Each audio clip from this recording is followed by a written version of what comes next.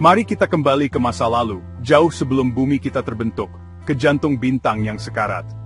Di sini, dalam panas dan tekanan yang tak terbayangkan dari ledakan supernova, elemen-elemen terberat di alam semesta lahir. Di antaranya adalah uranium, logam padat berwarna putih keperakan yang ditempa dalam wadah bintang. Debu kosmik ini, yang diperkaya dengan uranium dan elemen lainnya, akhirnya menggumpal membentuk tata surya kita, planet kita, dan segala isinya. Jadi, ketika kamu memikirkan uranium, jangan hanya menganggapnya sebagai batu. Anggaplah itu sebagai sepotong debu bintang, sisa dari bencana kosmik yang terjadi miliaran tahun yang lalu, sekarang beristirahat dengan tenang di dalam kerak bumi. Elemen kuno ini ternyata sangat umum, lebih melimpah daripada perak atau emas. Elemen ini tersebar dalam jumlah kecil di seluruh batuan, tanah, dan bahkan lautan. Penambang mengekstraknya dari tanah sebagai biji, bahan mentah yang menyimpan kunci kekuatan besar. Tapi uranium yang ditemukan di alam tidak sepenuhnya siap untuk digunakan. Sebagian besar adalah bentuk stabil yang disebut uranium-238. Bintang utamanya adalah sepupunya yang jauh lebih langka, uranium-235. Isotop spesifik ini adalah bahan utama untuk energi nuklir, karena memiliki sifat unik, inti atomnya tidak stabil dan dapat terpecah, sebuah proses yang melepaskan sejumlah besar energi. Untuk membuat uranium berguna dalam menghasilkan listrik, uranium harus melalui proses yang disebut pengayaan. Prosedur kompleks ini seperti menyaring tumpukan pasir raksasa untuk menemukan beberapa butiran spesifik. Tujuannya adalah untuk meningkatkan konsentrasi isotop uranium-235 yang langka dari tingkat alaminya, yang kurang dari 1%, menjadi sekitar 3 hingga 5%. Uranium yang sedikit diperkaya ini kemudian dibentuk menjadi pelet keramik kecil. Setiap pelet ini, tidak lebih besar dari ujung jari, mengandung energi potensial sebanyak 1 ton batu bara. Ini adalah bukti kepadatan energi yang luar biasa yang terkunci di dalam atom. Kisah uranium adalah kisah asal mula kosmik dan kecerdikan manusia. Kita belajar menemukan elemen ini, yang terkubur selama miliaran tahun di dalam planet kita. Kita mengembangkan ilmu pengetahuan untuk memahami rahasia atomnya dan teknologi untuk membuka kekuatannya. Kita mengambil fragmen bintang yang telah lama mati dan mencari cara untuk menggunakannya untuk menerangi kota-kota kita. Perjalanan dari ledakan bintang ke pembangkit listrik modern ini menghubungkan kita secara langsung dengan kisah alam semesta yang agung dan terus berkembang. Ini adalah pengingat yang kuat bahwa hukum fisika yang mengatur bintang-bintang juga mengatur dunia kita, menawarkan peluang luar biasa dan tanggung jawab besar. Jadi, bagaimana kita mendapatkan listrik dari pelet keramik kecil untuk menyalakan rumah kita? Keajaiban itu terjadi di dalam inti reaktor nuklir. Bayangkan inti atom uranium-235. Ini adalah kumpulan proton dan neutron yang padat berdesir dengan energi. Untuk membuka energi itu, kita perlu memulai reaksi berantai.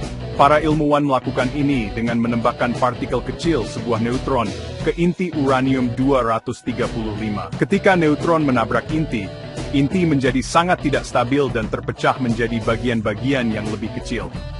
Proses ini disebut fisi nuklir, dan ini adalah jantung dari pembangkit listrik tenaga nuklir. Tindakan membelah satu atom mungkin tidak terdengar banyak, tetapi itu melepaskan 3 hal penting. Pertama, ia melepaskan ledakan energi yang luar biasa dalam bentuk panas.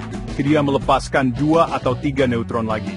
Neutron yang baru dibebaskan ini, kemudian dapat terbang dan menabrak atom uranium-235 lainnya di dekatnya, menyebabkan mereka terpecah juga. Ini menciptakan reaksi berantai yang berkelanjutan, di mana setiap peristiwa fisi memicu lebih banyak peristiwa fisi. Ini bukan ledakan yang tidak terkendali seperti dalam bom. Dalam reaktor, reaksi berantai ini dikelola dengan cermat, menggunakan batang kendali yang menyerap kelebihan neutron, menjaga reaksi tetap stabil dan berkelanjutan. Panas yang sangat besar yang dihasilkan oleh reaksi berantai fisi yang berkelanjutan ini adalah produk utama yang kita cari. Panas ini digunakan untuk merebus air, menciptakan sejumlah besar uap bertekanan tinggi. Ini sedikit seperti ketel yang sangat-sangat canggih. Prinsipnya kuno, tetapi sumber panasnya murni atom. Uap di bawah tekanan besar, kemudian disalurkan melalui pipa untuk memutar bilah turbin raksasa. Mekanika dari titik ini ke depan cukup akrab, sangat mirip dengan cara kerja pembangkit batu bara atau gas. fokus bergeser dari dunia atom ke dunia teknik mesin. Akhirnya, turbin yang berputar dihubungkan ke generator, perangkat yang mengubah gerakan mekanis menjadi energi listrik. Saat generator berputar, ia menciptakan medan magnet yang kuat yang menghasilkan arus listrik. Listrik ini kemudian bergerak melalui jaringan luas saluran listrik ke kota-kota, sekolah, dan rumah sakit kita, menerangi dunia kita. Pada dasarnya, pembangkit listrik tenaga nuklir adalah mesin kompleks yang dirancang untuk melakukan satu tugas fundamental, mengubah energi yang tersembunyi di dalam atom menjadi panas yang dibutuhkan untuk merebus air, semuanya untuk memutar turbin dan menghasilkan listrik yang menggerakkan peradaban modern. Salah satu manfaat paling signifikan dari penggunaan uranium adalah jumlah energi bersih yang dapat dihasilkannya dari jumlah bahan bakar yang sangat kecil. Seperti yang telah kita lihat, satu pelet uranium dapat menghasilkan energi sebanyak 1 ton batu bara. Kepadatan energi yang luar biasa ini berarti bahwa pembangkit listrik tenaga nuklir membutuhkan lahan yang jauh lebih sedikit dan bahan baku yang jauh lebih sedikit daripada sumber daya lainnya. Satu fasilitas nuklir dapat menyediakan aliran listrik yang konstan dan andal untuk lebih dari 1 juta rumah.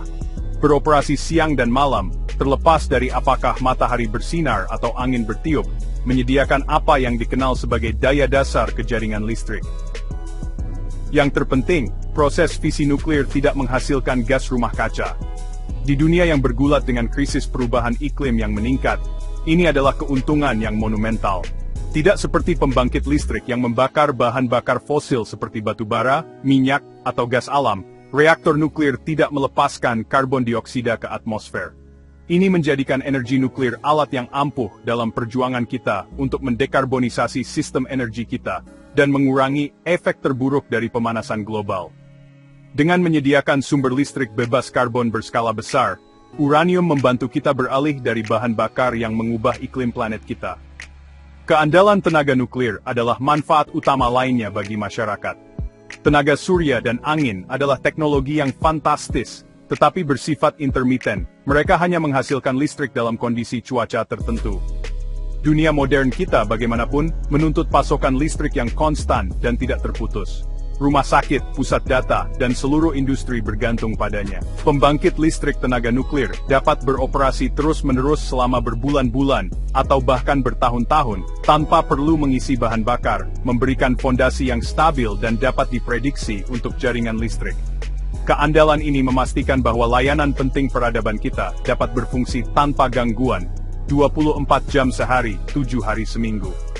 Selain itu, biaya operasional pembangkit nuklir, setelah dibangun, seringkali kompetitif dan terkadang lebih rendah daripada pembangkit bahan bakar fosil. Meskipun konstruksi awal adalah usaha besar dan mahal, bahan bakar itu sendiri, uranium, adalah bagian yang relatif kecil dari biaya keseluruhan.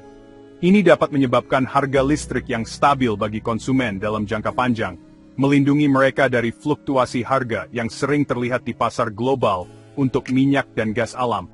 Di dunia yang mencari kemandirian energi dan stabilitas ekonomi, sifat energi bertenaga uranium yang dapat diprediksi dan kuat menyajikan kasus yang menarik untuk penggunaan yang berkelanjutan dan diperluas. Meskipun memiliki manfaat yang jelas, uranium membawa beban kontroversi yang berat, membayangi potensinya. Kekhawatiran utama adalah penciptaan limbah radioaktif. Ketika bahan bakar uranium telah digunakan dalam reaktor, itu tidak lagi efektif, tetapi tetap sangat radioaktif. Bahan bakar bekas ini mengandung produk fisi dan elemen lain yang akan tetap berbahaya radioaktif selama ribuan, dan dalam beberapa kasus, ratusan ribu tahun. Menemukan cara yang permanen, aman, dan diterima publik untuk menyimpan limbah berumur panjang ini adalah salah satu tantangan ilmiah dan politik terbesar di zaman kita. Masalah yang pada dasarnya kita tinggalkan untuk dikelola oleh banyak generasi mendatang. Bayangan kecelakaan nuklir juga membayangi imajinasi publik. Meskipun jarang, kecelakaan seperti yang terjadi di Chernobyl pada tahun 1986 dan Fukushima Daiichi pada tahun 2011 telah menimbulkan konsekuensi yang menghancurkan. Peristiwa ini melepaskan bahan radioaktif ke lingkungan, memaksa evakuasi seluruh kota, mencemari lahan selama puluhan tahun, dan menyebabkan dampak kesehatan dan psikologis jangka panjang yang mendalam pada populasi yang terkena dampak. Meskipun desain reaktor modern memiliki beberapa lapisan sistem keselamatan untuk mencegah bencana semacam itu, ketakutan akan kegagalan katastrofik, sekecil apapun kemungkinannya, tetap menjadi argumen yang kuat terhadap penggunaan tenaga nuklir secara luas. Aspek lain dari kontroversi adalah hubungan antara energi nuklir dan senjata nuklir. Teknologi pengayaan yang sama yang digunakan untuk membuat bahan bakar untuk pembangkit listrik dapat, jika dikembangkan lebih lanjut, digunakan untuk menghasilkan uranium yang sangat diperkaya, yang cocok untuk bom. Dualitas ini berarti bahwa penyebaran teknologi energi nuklir membawa serta risiko proliferasi nuklir. Komunitas internasional harus menjaga pengawasan ketat dan protokol keamanan untuk memastikan bahwa program nuklir sipil tidak dialihkan untuk tujuan militer. Keseimbangan yang konstan dan rumit antara berbagi teknologi energi damai dan mencegah penyebaran senjata paling merusak di dunia. Pada akhirnya, masa depan uranium bergantung pada kemampuan kita untuk menghadapi tantangan ini dengan kejujuran, kecerdikan, dan rasa tanggung jawab yang mendalam. Kita harus berinovasi untuk menemukan solusi yang lebih baik untuk pengelolaan limbah. Mungkin melalui reaktor canggih yang dapat membakar limbah yang ada. Kita harus merekayasa pembangkit listrik yang lebih aman dan menumbuhkan budaya keselamatan global yang tidak ada duanya. Jalan ke depan membutuhkan tidak hanya solusi ilmiah dan teknis, tetapi juga diskusi publik yang terbuka dan kepercayaan. Kekuatan atom yang lahir di bintang-bintang menawarkan kita dunia kemungkinan, tetapi menuntut kehati-hatian dan kebijaksanaan kita yang sebesar-besarnya saat kita memutuskan bagaimana menggunakannya.